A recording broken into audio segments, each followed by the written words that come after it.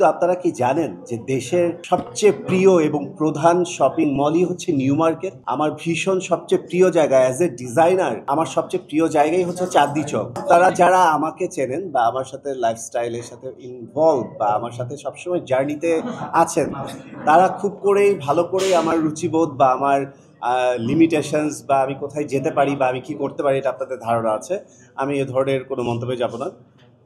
তবে আমরা যদি বলি যে আমরা একটা বড় বড় শপিং মলের নাম বলি, একটা কথা বলি আজকে আপনাদের, আমরা অনেক শপিং মলের কথা বলি, আমরা দেশ বিদেশের অনেক কথা বলি, কিন্তু আপনারা কি জানেন যে দেশের সবচেয়ে প্রিয় এবং প্রধান শপিং মলই হচ্ছে নিউ মার্কেট।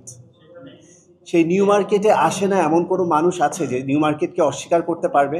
সো ডেফিনেটলি এটাতে ছোট বড় করার বা বলার কিছু নেই যে আমি বড় জায়গায় বড় ব্র্যান্ড বড় কিছু নিয়ে ক্যারি করি। আমার ভীষণ সবচেয়ে প্রিয় জায়গা অ্যাজ এ ডিজাইনার, আমার সবচেয়ে প্রিয় জায়গাই হচ্ছে চাঁদনী চক। কারণ আমার গজ কাপড় কিনতে, লেস কিনতে, ফিতা কিনতে, স্টোন কিনতে, যেগুলো নিয়ে আমি কাজ করি, মানুষের জন্য কাজ করি, আমার নিজের ড্রেস তৈরি করতে কাজ করি, ডেফিনেটলি আমাকে নিউ মার্কেট গাউসিয়াও যেতে হয়। সো এটা হচ্ছে সবার প্রথম এবং প্রধান শপিং মল, মানে কেনাকাটার একটি কেন্দ্র। সো এগুলোকে ডিনাই করা যাবে না, কোনো কিছুকে ছোট করা যাবে না। আমার ফার্স্ট অফ অল হলো যে আমি আমার নিজস্ব একটা টিম আছে, যে টিমগুলো আপনারা অনেকেই জানেন ইতিমধ্যে, যে টিমগুলো আমাকে এখন একেবারে হোল ডে নিয়ে তারা আমাকে তৈরি করে। আমার ড্রেসের ম্যান তাকে আমার ডিজাইনটাকে বুঝিয়ে দিতে হয়, সেই ড্রেসম্যান করে ড্রেস রেডি।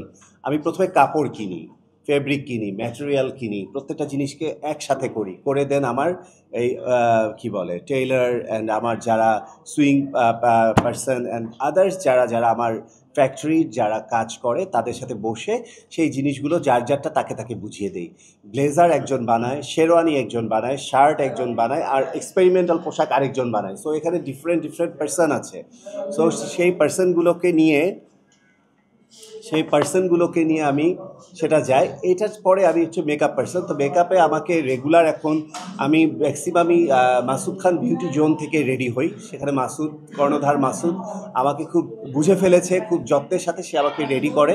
সো এইভাবে করে আমার মেকআপ, ড্রেসের একটা সব কিছু শেষ পরে আমার ফটোগ্রাফার মাহিন, আমার ভিডিও ম্যান, আমার আদার্স পার্সন, আমার ম্যানেজার, ইচ অ্যান্ড এভরিথিং, মানে এই টোটাল টিমটাকে নিয়ে সব কিছুকে কমপ্লিট করেই দেন আমি আপনাদের কাছে এসে হাজির হই। তো এটা তো একটু ডেকোরেট করা এবং অনেক বেশি অর্গানাইজড, অনেক বেশি কস্টিং নিয়ে আমি একটা প্রশ্নের উত্তরও দিব না। কস্টিং নিয়ে কোনো মূল্য নিয়ে কথা বলবো না।